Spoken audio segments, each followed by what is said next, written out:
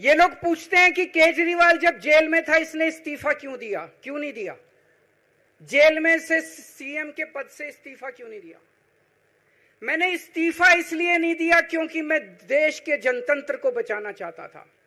इन्हें जो इतने फॉर्मूले बना रखे हैं, एमएलए तोड़ दो, पार्टियां तोड़ दो, एमएलए खरीद लो, डरा दो, अब एक फॉर्मूला और इन्होंने नया बनाया है।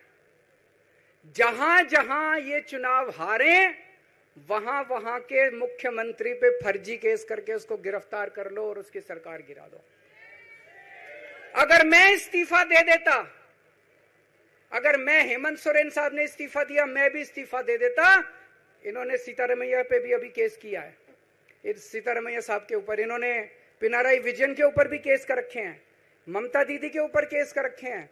ये एक ऑपोजिशन के मुख्यमंत्री को नहीं छोड़ते, एक एक को पकड़ के फर्जी केस कर करके उनको जेल में डाल देते और एक एक की सरकार गिरा देते।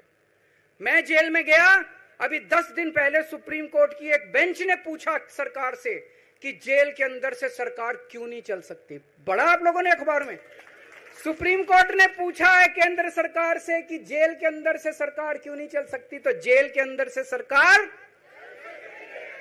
साबित कर दिया हमने।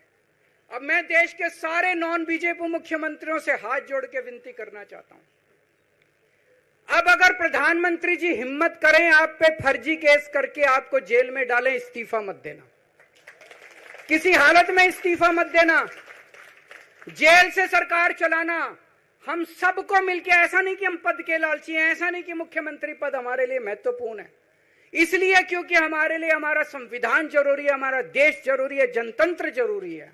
जनतंत्र